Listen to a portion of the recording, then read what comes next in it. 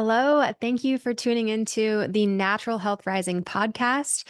My name is Rachel Smith. I am a certified functional diagnostic nutrition practitioner, and I've helped hundreds of people naturally reverse symptoms of autoimmune diseases and other health challenges, from digestive issues to hormone imbalances. And in these weekly episodes, you're going to learn from myself and top health experts from around the world about functional medicine and holistic health tips to help you rise to your healthiest, happiest self.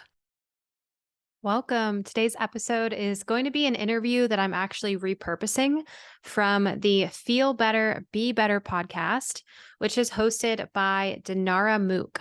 And Dinara was actually just on the episode prior to this one, and she shared some incredible information about women's cycles, with everything from understanding the menstrual cycle to how to change your lifestyle to actually have a more enjoyable cycle, and even alternative methods to things like birth control pills. So if you didn't listen to that one next. It's amazing. But in this episode, Dinara is actually interviewing me, and we dive into a topic that is becoming more and more of a problem.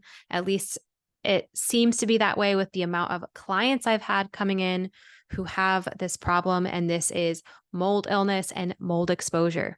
So I give so many tips on how to identify mold in your environment, in your body, steps to take in healing from mold illness. I also touch on nutrition, autoimmunity, and copper toxicity as well in this episode. So this is a jam-packed episode with lots of amazing information.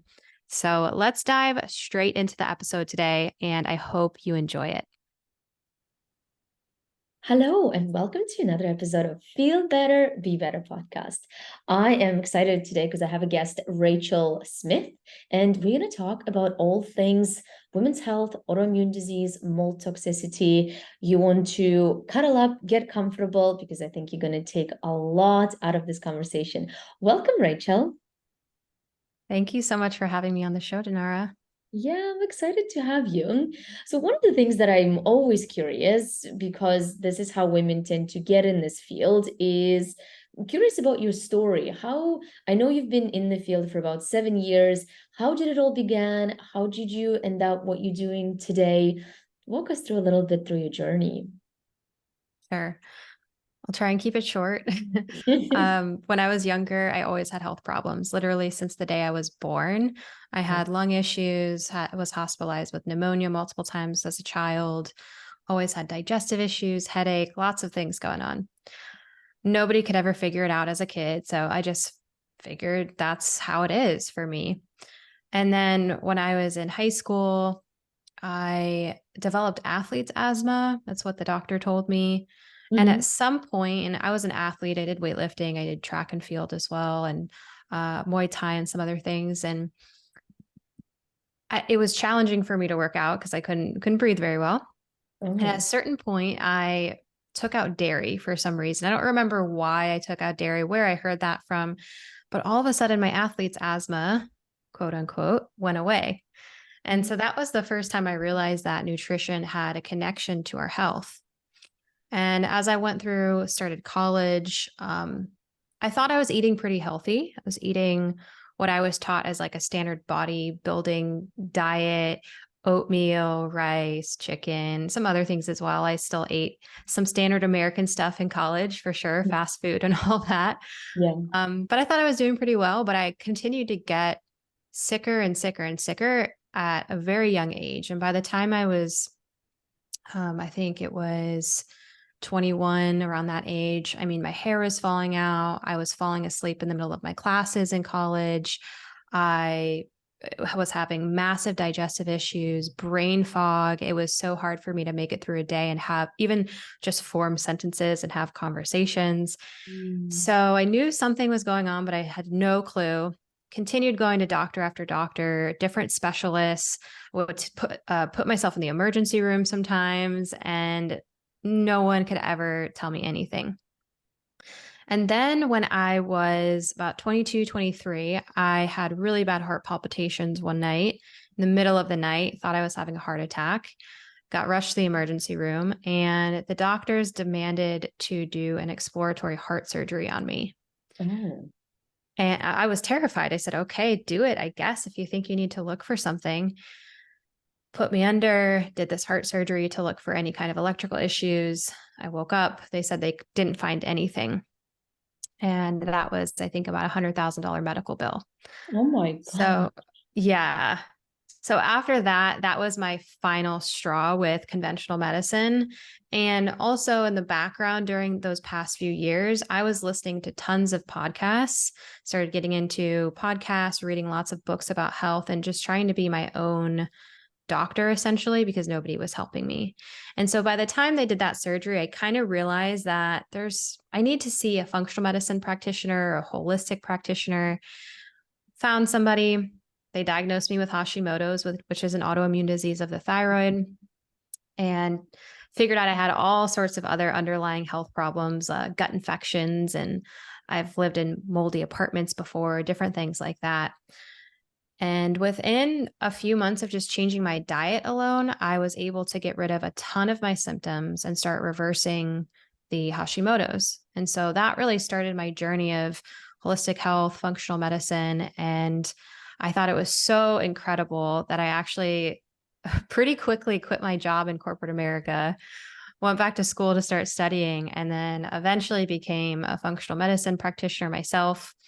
And now I'm healthy. I Yeah. can do all the things I enjoy, working out, traveling, and now I get to help a variety of people with autoimmune diseases, mold illness, and other chronic health issues as well, like I did.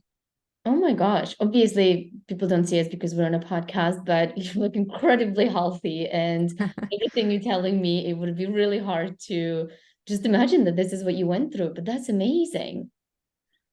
Yeah, Wow. it was wild. So you mentioned dairy, and one of the things that I'm not sure if this was something with you, and I've shared it on this podcast before, is there's this A1 casein, which is the compound a lot in dairy, which is highly inflammatory, and actually it helps women with sometimes period pain, and of course it's inflammation. Were you able Mm. to ever connect whether it had to do anything with that? Not necessarily that. I think what happens with autoimmunity, well, I know what happens with autoimmunity is that leaky gut is present, right? Yeah. And so with leaky gut, all sorts of different food particles as well as other toxins seep through the gut barrier and into the bloodstream. And then this creates widespread inflammation and also creates food sensitivities. Mm. So being sick my whole life, I don't think I ever had good gut health. Yeah. And I think I did develop a very long list of food sensitivities. I remember the functional medicine practitioner, the first one I saw, he ran a food sensitivity test and his jaw dropped when he read it because I couldn't eat anything. I had like three Hmm. foods on there that were okay to eat. So I Yeah. had very, very bad leaky gut. And with that meant it took a lot of healing time. Yeah. And I was responding and reacting to tons of different foods. So I didn't eat dairy for a long time until about last year. I Hmm. started to try raw dairy again. So like raw cheeses first, and I seem to be fine with them. I Hmm. don't see any response, but I still don't eat dairy on a regular basis. And Yeah. I think what happened with me was I wound up healing a lot of different food sensitivities that I had developed over the years. Yeah. But I've never necessarily made a connection between the different caseins or the cows that it's coming from as well. Right. Oh, wow, that's so interesting. So take me to that moment where you're at the doctor's and he looks at all these food sensitivities and he's like, well, this is insane. You can eat three things, which I think is very often that happens with women once they told they have food sensitivities. And this is what, I mean, it's shocking at first. And then after that, it develops a lot of fear around food, just incredibly damaging relationship with food. What has gone from the moment when you were told you can eat like three things? Oh my gosh. Now, what I did, I would not recommend anybody do. Hmm. He scared me. He really scared me. He was very stern. He was very like it's black or white type of guy. And he basically was like, you have to do this, you have to eat this way, or else you're gonna be sick, And like he's like, you're so young, you have to fix these problems. And I'm glad in a one aspect that he did that, but on the other side, I remember leaving his office, bawling my eyes out, having a panic attack. really making myself very stressed out, which now I know that that stress response only makes things worse and Wow. only weakens the immune system more. So at that time, I did go full force autoimmune diet, all of that kind of stuff, and took out all the foods. But I would catch myself kind of relapsing here and there and almost developing kind of like a binging type disorder for Yeah. a while, where I would fall off and overeat certain foods and then not feel well and then go back to the diet. And it was this crazy yo yo thing. But once it took me a while, but once I learned, okay, I really do feel good if I eat these foods and I'll just continue to work on my body, I was able to stick to it. Mhm. But I do see it often that people do develop a big fear around food when it comes to this stuff. So Yeah, it's a challenging one, and I like to take that on a case by case basis with people. And definitely. Hmm. I was just going to say, I personally, in my practice, don't use food sensitivity testing unless someone requests it. I don't like to scare people with all of the little things that could also be healthy for them if maybe it's a low level of a sensitivity. And we'll just take out certain food groups and still focus on like produce and grass-fed meats and wild caught fish and those things that are very healing, and have them start there Hmm. and work on all the other aspects of things that we find on the lab tests and lifestyle changes. And if at any point we needed to do a food sensitivity test further, we could. But most people become very in tune with their body later on as we start to reintroduce some foods, and they can pretty much instantaneously figure out if they're reacting to something like dairy or a different food group.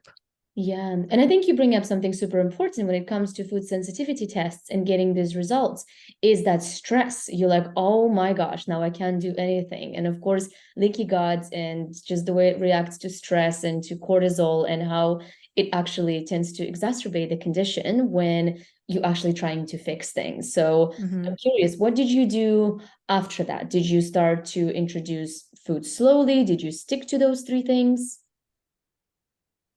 So yeah, I worked with a variety of practitioners because I Yeah. was super sick. So I was doing acupuncture, doing herbs, supplements. I wound up hiring other naturopathic doctors along the road.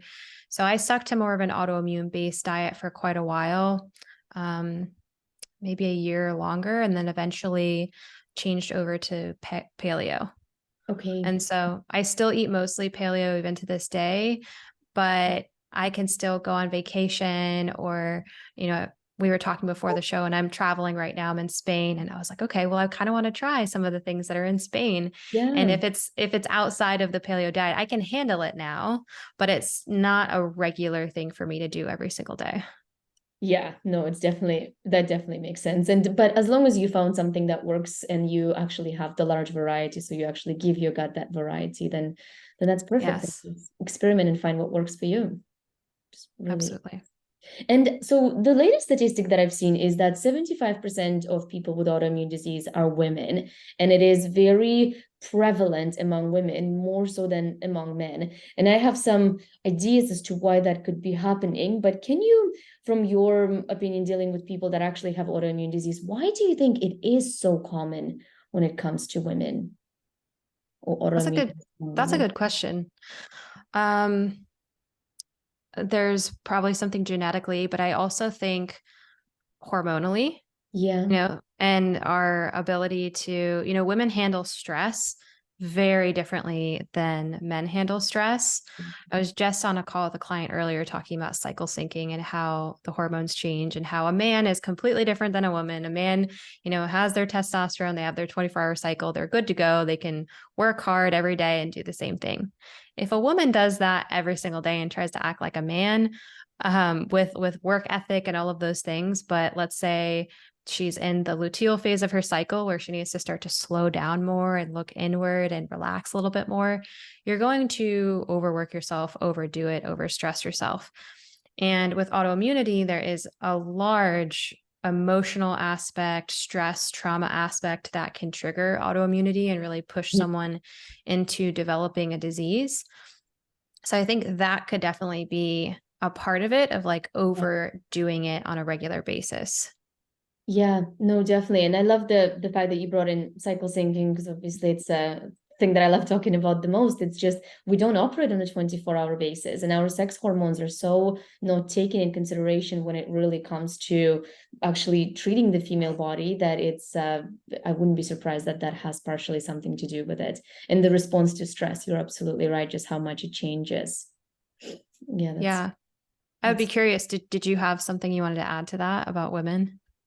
just like the fact that we are, a lot of it is the fact that we're just not taught that our body changes from one week to the next. And as you said, Hmm. if we were to do the same thing as men, wake up at 5 o'clock, like, those 5 o'clock morning clubs, you get up, you try to achieve as much as possible. Our productivity is so much Hmm. linked to our worth, and we're just grinding and going after whatever the goals might be, but actually it ends up tearing our system so much quicker than it tears men. So it's not surprisingly that women experience more autoimmune conditions. And it's the same with hormone imbalances. 85% of women experience hormone imbalances, when in men, I believe that number is around 5 to 7, which is just a dramatic difference, and just shows how much medical conventional medicine really focuses on men versus focusing on the female body. And clearly we see it in this insane statistics.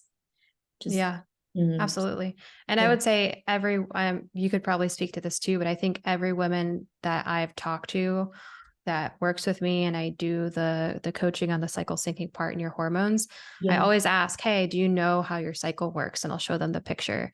And they always say no. No, I was never taught that. I never seen this in before in my life. And some of these women are in their 30s or 40s or older. So Yeah. it's crazy what we're not taught when we're younger about our own bodies that dictates our entire life.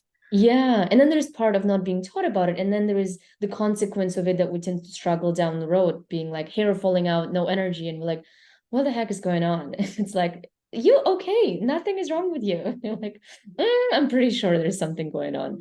Yes, it's Right. so interesting. So what are some of the common misconceptions that you see when it comes to autoimmune immune disease? Hmm. That it's chronic and can't be reversed. I think Do that's you know a that's big so one. that's what I would think. And tell us, why is that a myth? So, well, you technically can't say, we're curing autoimmunity or it goes away for forever. The immune system definitely can still have some antibodies and things going on. But as far as all of the symptoms, you most of the time do not need to take medications. And I'm not poo-pooing on medication completely. Like there's definitely some people out there who need to take some medications in the beginning or maybe need to take some thyroid medication or something like that. Mhm. But if you look deeper for why did you get the autoimmune disease? Like what actually triggered it? And then we work on those aspects. That's where you start to get rid of all of the symptoms associated with it and really rebalance and restore the immune system. And so, yeah, Mhm. I can go into what some of those root causes are Yeah, let's if talk you'd like about me it. to. Sure. Definitely. So I did mention one, which was the leaky gut already. Yeah. So, or the gut permeability. That's a really big portion of things getting into the bloodstream, causing that inflammation. Of course, we have about 80% of our immune system in the gut as well. So, if we have anything going on there, that's going to have a massive impact on Mhm. our immune system. We have different microbes or pathogens, things like parasites or H. pylori. I see a lot with people, or just different bacterial overgrowth or fungal overgrowth. Toxins, environmental toxins. There's something like 80,000 different chemicals that are registered in the United States for use, and those things are hiding everywhere. They're in makeup, in skincare products, shampoo, cookware, and our mattresses that we sleep on for a third of our lives. So we're constantly exposed to these things. And most of these chemicals will irritate the immune system or disrupt hormone function. Mhm. We have stress, which I actually already touched on, any kind of past traumas or major stressors in our lives. And then we have genetics. Genetics plays a small role. I say Yeah. small because we know that epigenetics is a thing now. So if your genetics says you're going to get rheumatoid arthritis, but you live an amazing healthy lifestyle, doesn't mean you're going to get rheumatoid arthritis. But Mhm. if you eat a standard American diet, you are spraying crazy chemicals in your house all the time and perfume all over your body, and you live a Febreze in the toilet every time. Febreze and air and candles, Bath and Body Works just slathered all over you. And you have some stress in your lives and you don't manage that. Maybe you have a little bit of leaky gut going on. Then we create like the perfect storm for triggering the gene to actually activate essentially for that rheumatoid arthritis or whatever the disease is. That's so interesting. So there's basically a ton of things that can be causing it. So once somebody realizes, okay, something is going on here, how can we use functional medicine approach, this stuff that you do, in order to start reversing those conditions and putting it into remission? Yeah. So the first step is just identifying what are the root causes. It's never going to be one thing. It's not like, okay, yes, leaky gut, that's the only thing you have going on. Yeah. Normally it's a few of the things I just talked about or a mixture of all of them. So that's where I would talk to somebody one-on-one for a solid hour at least to understand, what's your health history? When did the disease manifest?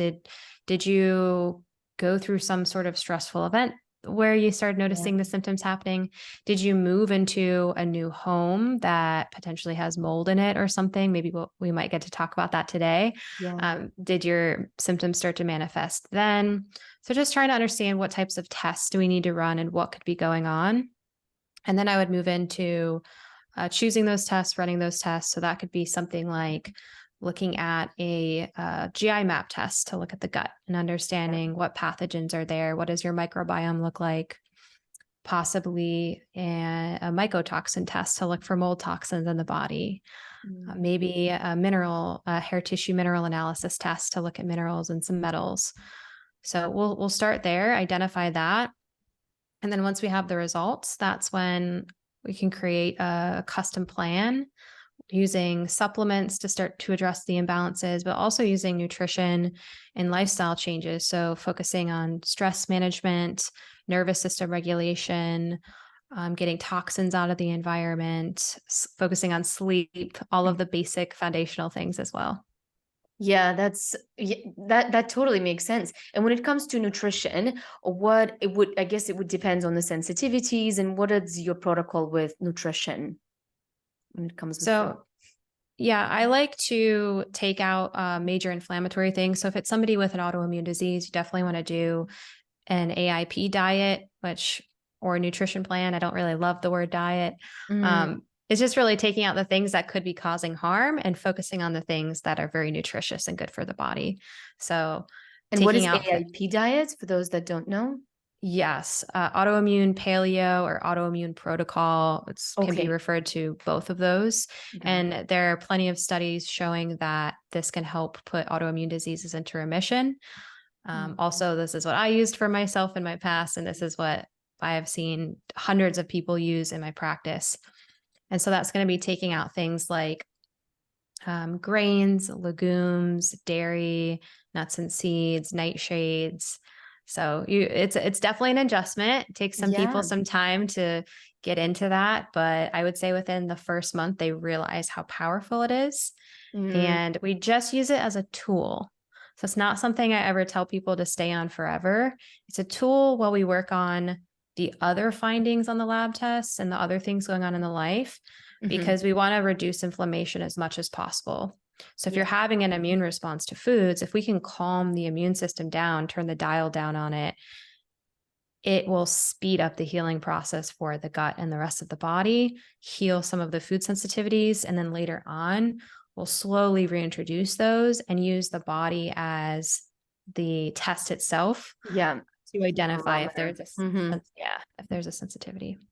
Okay, makes sense. So because nuts, seeds, beans, legumes, all of those things, they're quite nutritious and they're quite actually beneficial for the gut and for the hormones. So after a little while, you say you're able to introduce it and then use the body as a barometer to see whether it's able to take it again.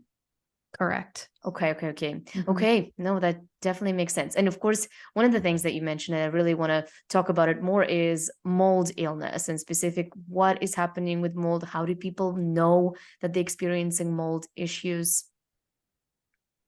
This is such a crazy thing, and I love to talk about it because I have dealt with this multiple times in my life, and it is not a fun process. And I really feel for people who go through this. So the thing is that mold is everywhere. It's Yeah. all around us. It's outside and it's inside of buildings. But there's studies that show that about 50% or close to 50% of buildings have mold. Oh, wow. Now, if there is a significant amount of toxic mold that is in a home or a building like a workspace or a school, this can drastically affect someone's health. Mhm. And what happens is there's mold that produces mycotoxins, which is just a name for the toxin from mold. Lots of different types of these. And these are pretty much invisible to the naked eye. So you don't have to even see, I mean, mold could be hiding behind a wall, in the roofing, in the air ducts or the air conditioner. And then these mycotoxins, again, invisible, can be blowing around the house. You breathe them in, and then you can get very ill depending on your genetics, depending on the type of mold, depending on how long you've been exposed and the amount, as well as any prior health conditions that you have. So that's the environmental. And then we also are like the home-based. We also have mycotoxins on our food. Definitely not as concerning in the US and the EU. If you look at the studies actually on this stuff, it's more concerning in the Middle East, in Asia. Those types of countries have much worse restrictions. And because of the climate, especially the more humid climates and the way that they store things, it could be a much larger problem. But we import things like coffee and nuts and seeds and things into the US. So mycotoxins can be on peanuts, cashews, walnuts, corn. Coffee is really, really big for having mold on it, as well as grains like wheat and dried fruits. Yeah. And So coffee, that's like, go ahead. That's just coffee. Would it keep the mold, given that you destroyed the beans and then you sort of like strain them? Does it still keep it? It does. Interesting. Yeah, there's coffees out there nowadays that are becoming very popular because they're tested for mold. And there's, I think there's like 6 or 7 really good ones that I know of right now. And off of the top of my head, I could tell you Purity Coffee, Keon Coffee, Bulletproof Coffee. And those are the only ones I can think of at the moment, but those are some starters for people if they want to Google like mold-free coffee. Yeah. So symptom wise, the thing is that first off, it just suppresses the immune system a lot, mold exposure. And then the symptoms are crazy wide ranging.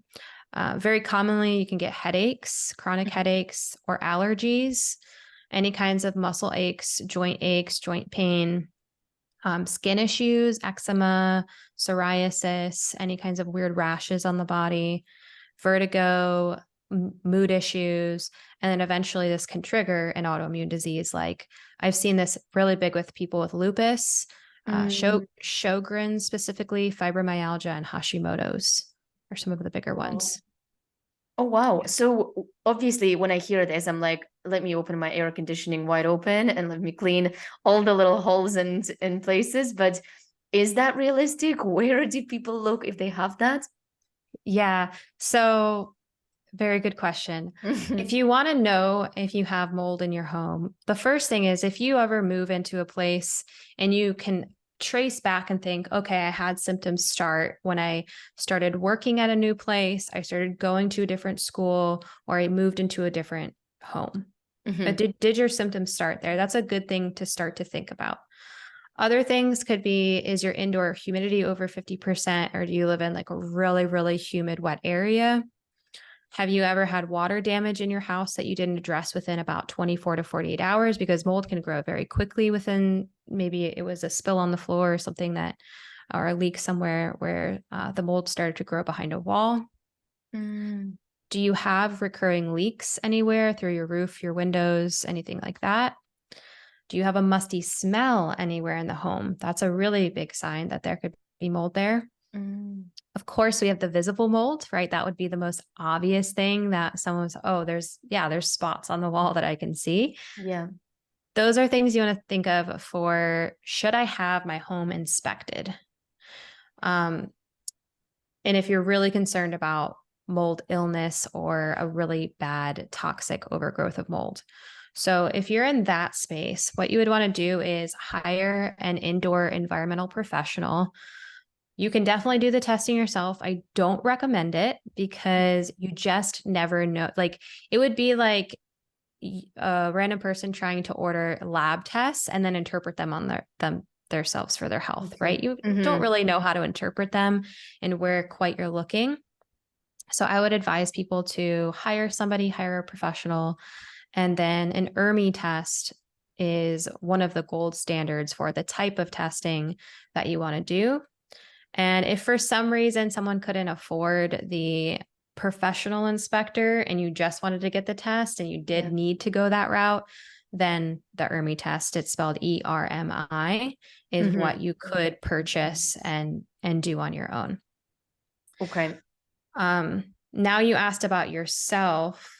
If you're just like, I don't think this is going on, I just want to make sure that I maintain things in my home. Yeah. I would recommend a really good HEPA filter, like a MERV 10 rating or higher for your HVAC system. Constantly dusting with a wet cloth or a microfiber cloth because mold can grow on dust. Those mycotoxins and mold can be on dust. So always making sure that that's good. Your house is really clean. They have vacuums with HEPA filters in. So not constantly, but on a normal basis, every week or so, cleaning, vacuuming your floors, doing a good cleaning. And some additional air purifiers can be beneficial throughout the home. So something like an Air Doctor or Hypo Air is another good company that I like. And just having a couple of those additional ones to help purify the things within the home.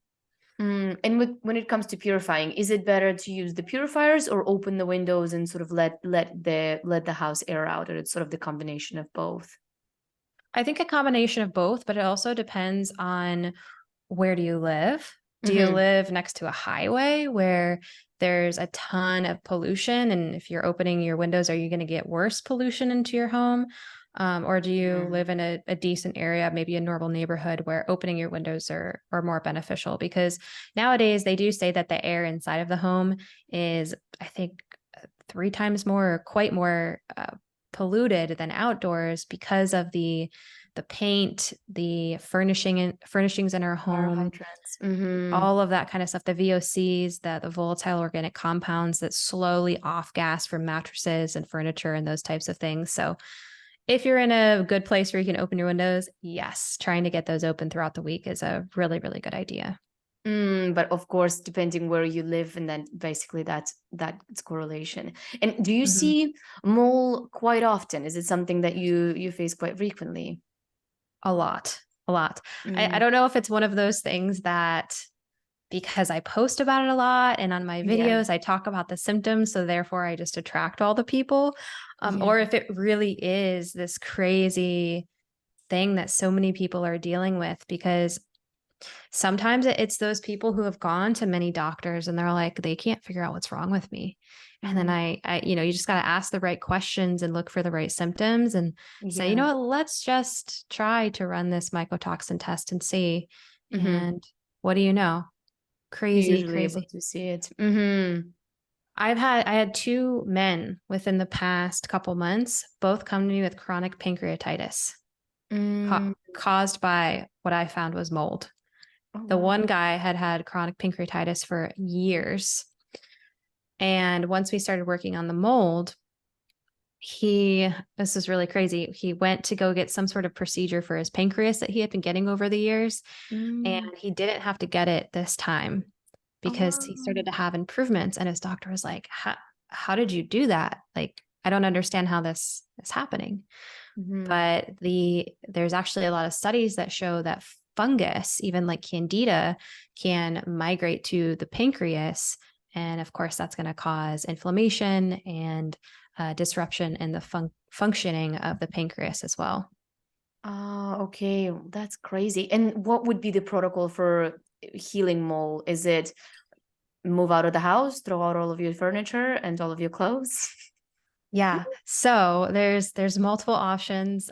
Option number 1, the most extreme and the safest would, yes, if it's a bad overgrowth that you've been dealing with, it would be getting rid of much of the porous soft items that can absorb and clench onto those mycotoxins, and moving into a new place, or remediating the home if you own the home or something, and you can have a professional team come in, extract, remediate. Normally they'll do a fogging of the house as well, and those types of things to help make sure they clear everything out. Yeah. There is another option to keeping your belongings, which is what I have most people do, because not everybody has tens of thousands of dollars sitting there to get everything new there for their entire lives. So there is a company called Microbalance that I like. And I think there's probably other options out there, but this is a non-toxic company where they sell home foggers, they sell laundry detergent, candles, sprays, all these different things that after you've done the remediation, you can come in, buy the products yourselves. They're really not that pricey either, and kind of clean all of your belongings and do the best you can with removing any lingering mycotoxins on there. Okay, so those would be, and then would it be the same protocol like for the autoimmune condition, or would it be changing the diet, or is it mostly the trigger that we need to eliminate, which is mold? So removing the environmental part is just step one. With anybody, if they have a buildup within their bodies, first off, we would look at that on a mycotoxin panel, which is a urine sample, and that's going to look at the systemic levels of mold and what types of mold are in the body.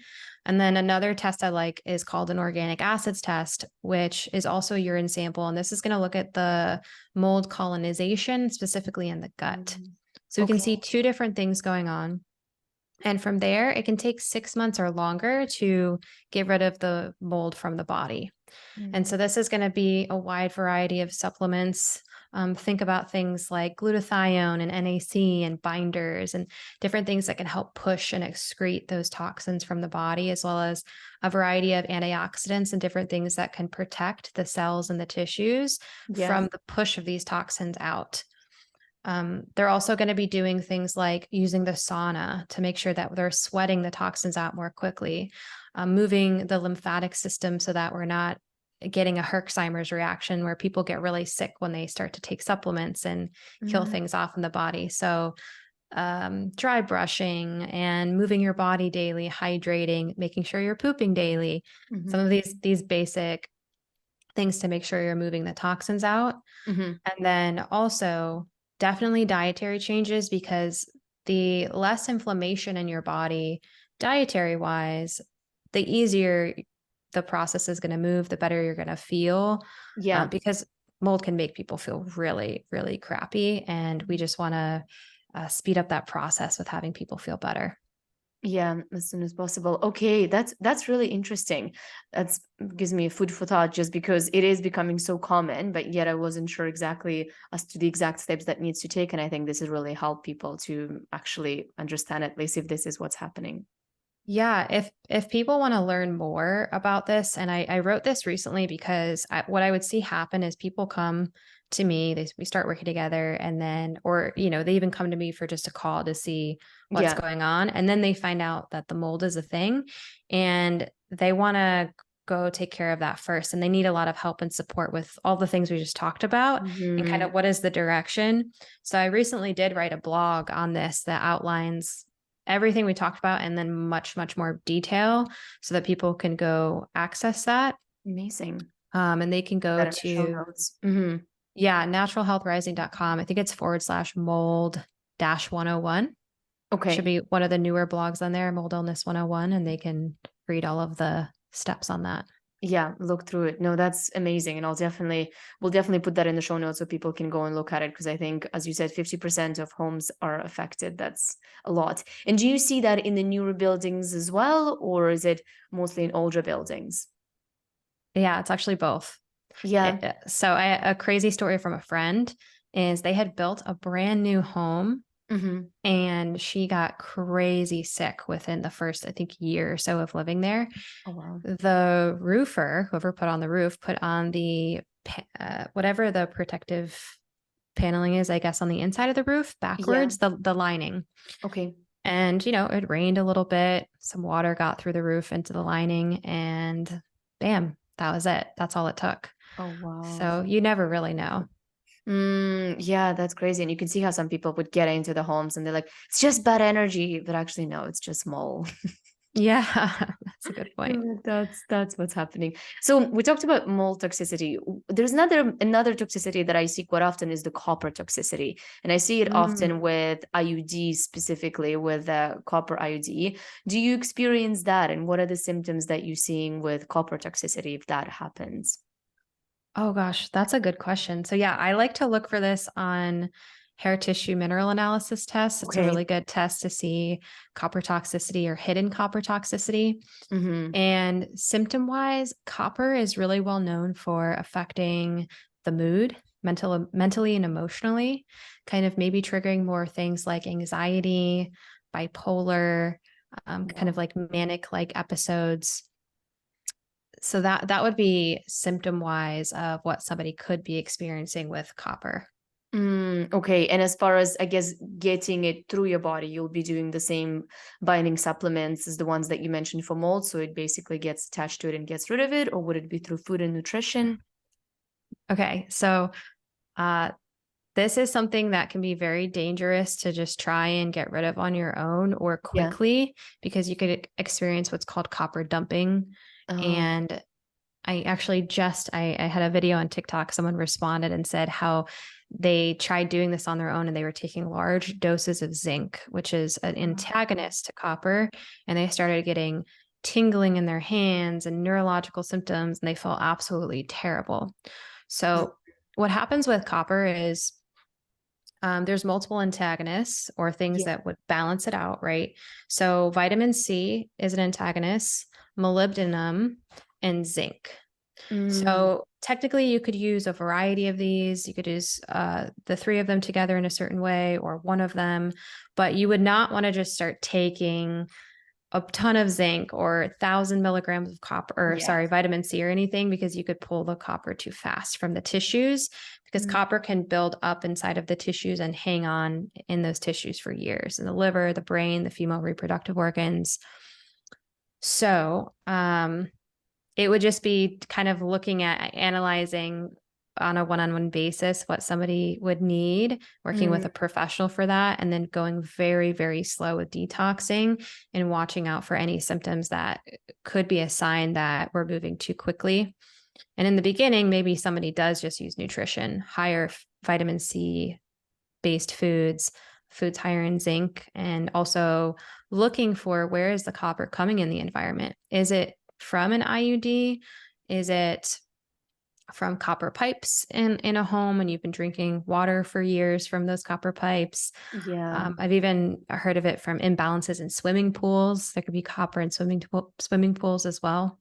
Wow, that's crazy. This things, and this is, I guess, just comes down to truly listening to your body and understanding what is happening and being able to work with a professional, test for these things, and actually know that no, you're not crazy. Maybe you're not having bipolar. Maybe it's just copper toxicity, which is obviously such a different ways of approaching a disease. And Mm-hmm. once again, the knowledge is power. Just incredible. And sort of, I know this has been incredibly useful, but I do want to touch on one more thing, and that's, and we spoke about it a little bit, and that's stress and nervous system regulation. How does, obviously, how does that kind of understand, the of course the mechanism of it, just how much the stress affects our gut, but how do you approach it, and what are some of the most effective ways of dealing with stress and working with your partnering with your nervous system, so you actually see the results in the very busy, stressful world that we live in? Mm. Yeah, stress is crazy for our health. You Yeah. know, when we are stressed out and if we look at, I don't know if you're familiar with Stephen Porges' polyvagal theory at all, Yeah. but Hmm. okay, so he states that there's like three kind of notches of the nervous system, right? The parasympathetic or the social engagement, which is rest and digest. That's where we want to try to hang out most of the time. Hmm. We have the sympathetic, the fight or flight that most people have heard of before. We also have the dorsal vagal, the shutdown, the immobilization, the freeze state. So the sympathetic and the shutdown, when we move into those states in our lives, what happens is we're going to, well, they're a little different with what happens in the body, but if we kind of group them together, they both definitely harm the immune system. They suppress it a lot. They start to suppress a lot of normal functions, especially digestion as well, because if we went back to Paleolithic times when we're like trying to run from a tiger or something, Yeah. we didn't need to use our digestive system while we're running away. We just need to pump a lot of blood through our body and get our adrenaline up so we can run away. And then when we were calm and by ourselves again, we could eat our food, be in parasympathetic state, digest that food and absorb the nutrients. So if today we're in that state, which we'll talk about why that happens, we're not digesting our food, we're not absorbing our nutrients, our immune system is dysregulated. So there's a lot of things that are harmful to our health. And if we are on the go all the time, maybe we're a parent, we don't ever give ourselves a break, or we're working crazy hours, or we've even experienced some stressful things or challenges or trauma in our lives that we haven't dealt with, that can also push the nervous system into being in that fight or flight or that shutdown state more often. So you can see how that is very detrimental to our health. So in order to help us get back to that parasympathetic state more often, there's so many different things you can do. Obviously, you can try different therapies and things like that. But I really like to help people with what are tools that you can use on a daily basis to regulate the nervous system to get into that parasympathetic state. So that could be things like tapping, like emotional freedom technique or EFT. Have you heard of that one before or used that? Okay. One of my favorites. This could be anything that's supporting or stimulating the vagus nerve, which really helps control our nervous system. So this could be cold exposure, taking cold showers on a daily basis, practicing different breathing exercises. We have our more aggressive, faster breathing exercises, which are really popular now. But I think if somebody is in, and I think they're useful, and I teach people them, but I think for most people who are in more of a chronic illness state, the slower ones like the box breathing, the 5-7-8 breaths, those type of things can be very, very healing and calming, especially for women. Shaking, dancing, incorporating more play, more joy into your life. I mean, there's so many things that people can incorporate to start to regulate themselves more. Yeah, and I think with stress, it's important to find something that actually works for you and do it daily rather than be like, all right, now I'm doing this reset once a week and now I'm going to get into nature. But actually, and I like the emotional freedom technique, the tapping. How do you, and for those that don't know, can you, because it's such a simple technique, can you explain what that is and how people can practice it at home? Yeah, sure. It is kind of like acupressure. Yeah. Right. That's what I like to think of it like, because acupuncture, we have the meridian points. You stick the needles in acupuncture, acupressure, you apply pressure. This is tapping on some of those points. So that in itself is what's stimulating the kind of rebalancing effect of the body. And then there's also a speaking aspect to it where you're bringing up an emotional state that you're struggling with. Maybe it's fear about something that's happening in your life or stress. And I think everybody does it a little bit different, but the phrases that I know are even though I feel, and then you insert that emotion, that fear or worry about blank, about my finances or the fight I had with my boyfriend. I still love, accept, and forgive myself. That's one example of what the phrase is. You go through tapping on these different points of the body. And within a couple rounds, you can allow yourself to really release that emotion, bring your stress or your fear or whatever it was down from a level 10 of intensity down to a 5 or a 3 or a 1. And it can help get that stuff out of the body instead of holding on to it, which can in itself create health problems. Yeah, I love that. I have, for those that are curious to explore it, if you're familiar with Brad Yates, he's on YouTube and he does a lot of EFT tapping. And I had him on Instagram. We did a live together, and he's just Nice. it's just so fun. It's such a cute such a like harmless exercise to do, but he's got lots of videos on YouTube and it takes 5 to 10 minutes on whichever topic, and it usually comes up. So if it's difficult to sort of conceptualize as we talk about it here, for whoever is listening, you feel free to go on YouTube to Brad Yates, and I'll link him in a show note, so that way you have somewhere to start, because I do think that EFT is such a little hidden jewel that everybody can use. Yeah, there's so many YouTube videos that people could go use. It's incredible. Yeah, it's quite a bit. I love that. Rachel, this was so beneficial for so many women. And I know that this episode specifically with mold toxicity, copper toxicity, and the autoimmune disease, the stuff that we've discussed, I think for a lot of, given how common it is, there's a lot of women feel like they probably have more hope, and they certainly can work with you and find you. And with that, where can they find you? Where can they get familiar with your work? Yeah, you can go to naturalhealthrising.com or anywhere on social media that is the handle Natural Health Rising. So Instagram, TikTok. I definitely respond to my messages on Instagram. So if anybody would like to reach out and ask me anything or chat with me, then they can do so there. Amazing. And we'll link all of those in the show notes. Before we'll wrap this up, is there anything else that we missed? Is there anything else that you'd like women to know when it comes to taking ownership of their health? Yeah, I'll leave people with a little bit of a health nugget. So I feel like some of the things we talked about today were really heavy topics, and I deal with these people, and I know it's heavy stuff, autoimmunity, mold illness, all of that. And if you're somebody who's dealing with that and you're on a health journey, when you experience health challenges, sometimes, and a lot of times, I see people becoming hyper focused on healing. I did it myself within the first few years. And what winds up happening is that you get yourself more stressed out. Like I told the story of me having the panic attack when I first found out about everything. And it can become a vicious cycle of being hyper focused on health and having that kind of stifle your progress. So my additional tip would be to, yes, of course, focus on healing, but also don't be so hard on yourself. Like, don't get too obsessed. Remember to try and enjoy and experience life, laugh more, play more. Don't take things seriously. Like, actually just go on your calendar, delete something that you've been dreading doing, and put in something that you haven't done in a long time that you actually love to do.